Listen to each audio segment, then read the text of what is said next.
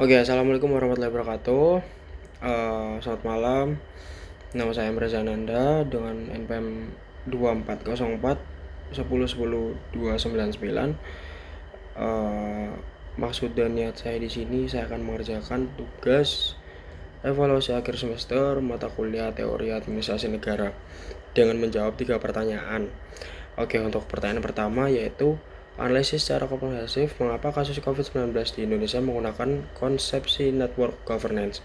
Jelaskan siapa saja aktor yang terlibat dalam pelaksanaan, apa peran dari masing-masing aktor, hambatan yang muncul, dan model networking apa yang dikembangkan dalam tata kelola COVID-19 di Indonesia.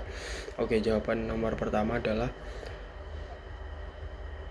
tata kelola penanganan kasus COVID-19 di Indonesia dapat dianalisis secara komprehensif melalui konsep network governance yang menekankan pada jaringan kolaboratif antar aktor lintas aktor sektor untuk mengatasi kompleksitas krisis kesehatan publik yang tidak dapat ditangani secara hierarkis oleh pemerintah saja. Konsep ini relevan dengan pandemi menuntut koordinasi horizontal yang fleksibel, berbasis kepercayaan dan berbagai sumber daya di mana pemerintah pusat seperti Kementerian Kesehatan dan gugus tugas percepatan penanganan COVID-19 memainkan peran dominan dalam merumuskan kebijakan nasional, menetapkan protokol kesehatan seperti PSBB, pembatasan sosial berskala besar, distribusi vaksin, dan pengadaan alat kesehatan. Sementara pemerintah daerah, pemerintah provinsi atau kabupaten atau kota bertanggung jawab atau implementasi lokal yang adaptif terhadap kondisi regional, termasuk pengawasan karantina dan tracing kontak aktor swasta seperti perusahaan farmasi misalnya Kalbe, Farma atau Sinovac untuk vaksin, serta platform digital Gojek atau Grab untuk layanan pengiriman obat dan makanan bagi yang dikarantina. Berperan krusial dalam suplai logistik, inovasi teknologi untuk tracking kasus via aplikasi Peduli Lindungi, dan filantropi massal yang mempercepat respon darurat ketika penganggaran negara terbatas. Sementara itu, civil society termasuk LSM seperti Ormas, Muhammadiyah, ataupun Nahdlatul Ulama yang mengelola ribuan posko kesehatan dan isolasi mandiri di tingkat desa. Komunitas relawan seperti Indonesia Care atau Gerakan Pakai Masker, serta media massa yang berfungsi sebagai watchdog untuk transparansi data kasus dan kampanye edukasi memperkuat jejaring akar rumput dengan motif solidaritas dan penguatan norma sosial.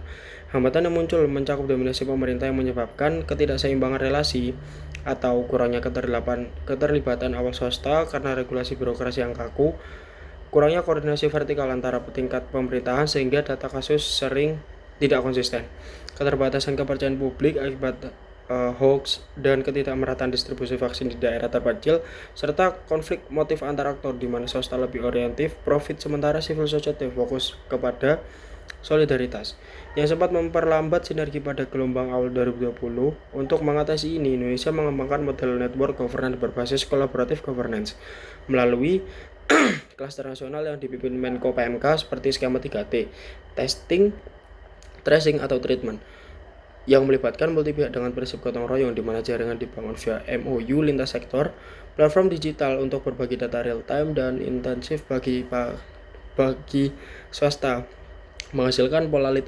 organization network di mana pemerintah sebagai lead agency memfasilitasi kolaborasi tanpa menghilangkan otonomi aktor lain, sebagaimana terlihat pada keberhasilan vaksinasi 80% populasi rakyat di Indonesia melalui partisipasi publik yang masif. Untuk aktornya, yaitu pemerintah pusat dan pemerintah daerah, mendominasi dengan peran normatif dan eksekutif. Swasta menyediakan sumber daya finansial serta teknologi, sedangkan civil society memperkaya dengan solidaritas komunitas. Dari hambatan, kunci dominasi pemerintah menghambat inklusi ditambah dengan inkonsistennya data dan hoax yang melemahkan kepercayaan masyarakat. Dan model jaringan yang dikembangkan yaitu model kolaboratif network berbasis klaster multi pihak dengan mengintegrasikan motif berbeda menjadi tujuan bersama melalui koordinasi gotong royong. Untuk selanjutnya, pertanyaan nomor 2 yaitu pemerintah Kota Surabaya memiliki struktur aktor seperti Kader Surabaya Hebat untuk menangani stunting. Analisis dengan paradigma New Public Governance, bagaimana program Kader Surabaya Hebat menerapkan gagasan paradigma tersebut, dan kira-kira apa hambatan yang muncul dalam penetapan program Kader Surabaya Hebat tersebut. Program Kader Surabaya Hebat di Kota Surabaya atau yang bisa disingkat KSH mewujudkan paradigma New Public Governance atau NPG secara nyata melalui pendekatan kolaboratif yang menekankan keterlibatan multi pihak berbagai nilai bersama dan co-creation layanan publik untuk menangani stunting, di mana pemerintah kota tidak lagi bertindak sebagai penguasa hierarkis ala New Public Management, melainkan sebagai fasilitator jaringan yang memberdayakan warga sebagai aktor utama dalam pencegahan gizi buruk pada balita. Sebagaimana terlihat pada peran KSH sebagai kader perempuan lokal yang dilatih untuk memantau pertumbuhan anak, mendidik orang tua agar pengetahuan tentang pola makan sehat, menguasai pemberian tablet tambah darah bagi remaja putri, dan mengintegrasikan data real time via aplikasi Sayang Warga yang menghubungkan antara puskesmas, kelurahan, dan komunitas dalam ekosistem digital kolaboratif, sehingga menciptakan sinergi lintas sektor dengan melibatkan swasta seperti perusahaan susu, terus LSM, kesehatan, serta relawan RW untuk kunjungan rumah yang adaptif terhadap konteks budaya setempat. Prinsip NPG diterapkan melalui leadership demokratis, koordinator KSH yang menjalankan peran interpersonal atau memotivasi partisipasi aktif warga dan membangun relasi dengan puskesmas, informasional untuk memantau kondisi balita dan menyebarkan edukasi, kesehatan berbasis bukti, serta decisional itu berinovasi seperti program sekolah, orang tua hebat, mengalokasikan sumber daya terbatas, dan bernegosiasi dengan stakeholder untuk menghasilkan penurunan signifikan prevalensi stunting dari 23,5% pada 2001 menjadi sekitar 4,8% di Surabaya, dan itu menjadi persentase yang terendah di skala nasional. Dengan contoh sukses Kelurahan Kalirungkut yang turun dari 199 kasus pada tahun 2020 dengan 72 kasus di tahun 2023 berkat gotong royong ini, di mana nilai bersama seperti empati sosial dan pemberdayaan jaringan yang fleksibel dan responsif terhadap kebutuhan lokal. Untuk hambatan utama mencakup kurangnya dukungan komunitas akibat resistensi budaya atau hoax, masalah internal tim seperti konflik antar kader, serta kejenuhan koordinator akibat beban kerja yang tinggi tanpa insentif yang memadai, yang sempat memperlambat monitoring di daerah pinggiran.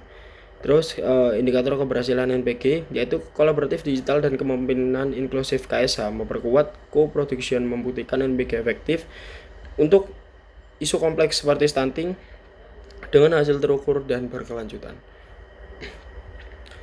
Untuk soal nomor 3 yaitu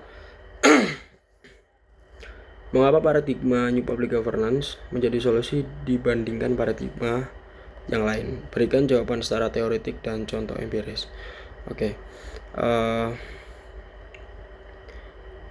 Paradigma New Public Governance atau yang biasa disingkat dengan NPG unggul sebagai solusi dibandingkan paradigma sebelumnya seperti Traditional Public Administration TPA yang kaku dan birokratis, serta New Public Management NPM yang berorientasi pasar karena secara teoretik menawarkan kerangka kolaboratif yang lebih holistik dan adaptif untuk tantangan kontemporer sebagai krisis kompleks, ketidakpastian global, dan tuntutan partisipasi demokratis, di mana NPG menggeser kasus dari kontrol hierarkis TPA yang gagal, merespon dinamika sosial karena prosedur lambat dan sentralistik, atau efisiensi kompetitif NPM yang sering mengorbankan nilai publik demi metrik kinerja seperti biaya rendah dan outsourcing, sehingga menciptakan fragmentasi layanan yang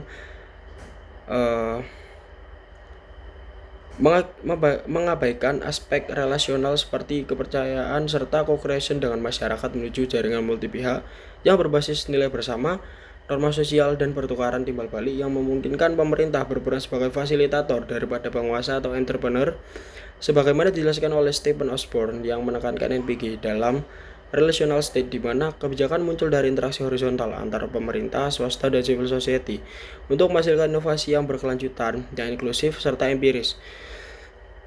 Keunggulan ini terbukti dalam program Kader Surabaya Hebat (KSH) untuk penurunan stunting di Surabaya, di mana NPG diterapkan melalui kolaborasi digital via aplikasi Sayang Warga yang menghubungkan kader lokal, puskesmas, dan orang tua, serta swasta untuk monitoring real time pertumbuhan balita yang menghasilkan penurunan drastis dari 23% di tahun 2021 menjadi 4,8 terendah nasional. Berkat co-production yang melibatkan warga dan aktor aktif ini, berbeda dengan pendekatan NPM murni yang mungkin hanya fokus pada target efisiensi tanpa empati budaya atau TPA yang bergantung pada instruksi di atas. Contoh lain adalah pada respon COVID-19 di Indonesia via jaringan gotong royong yang mengintegrasikan beberapa ormas atau platform nasional di Indonesia seperti Muhammadiyah, terus Nahdlatul Ulama, Gojek, Grab, serta platform-platform digital yang lain. Platform tersebut gunanya untuk men-tracing serta distribusi vaksin, mencapai 80% cakupan nasional pada tahun 2022, meski dengan sumber daya terbatas, di mana NPG mengatasi kelemahan NPM seperti inkonsistensi data akibat kompetisi antar daerah dengan membangun kepercayaan melalui sharing informasi dan solidaritas sehingga lebih tangguh terhadap krisis daripada model pasar yang rentan terkena fragmentasi.